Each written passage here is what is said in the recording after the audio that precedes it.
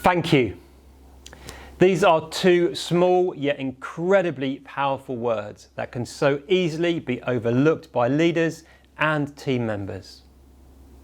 During the entire 12-month period of preparing for and deploying on my second tour of duty to Iraq in the Army, I honestly cannot recall a single time when our commanding officer expressed any appreciation for the work that my squadron was doing.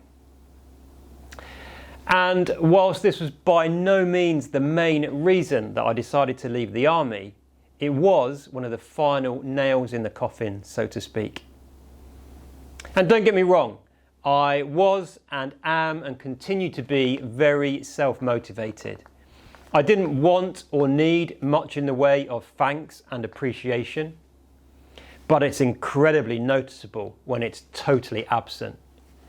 And many of the soldiers whom I had the privilege and responsibility to lead would have appreciated it massively. Simple and authentic appreciation is a key component of effective leadership because it helps to build psychological safety within our teams. If we're trying to encourage healthy conflict within the team, thanking those that are brave enough to speak up undoubtedly helps.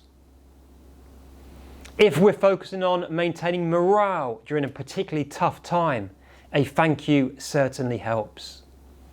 If we're trying to create a learning culture, thanking someone who is brave enough to share their mistakes and what they learned from it absolutely helps. Throughout my career, I've started to spot a trend where the more senior we become, the more clipped our written communication tends to be. It's not the case for everyone, but it's certainly a thing. I've seen enough evidence to suggest it's true. Many years ago, I made a commitment to be the politest leader that I know. I'll always try and say thank you to those that have helped me, no matter how busy. Sometimes people challenge me on this and say, but why should I thank someone just for doing their job? It's just their job, right? Well, my answer is this. Because they are human beings.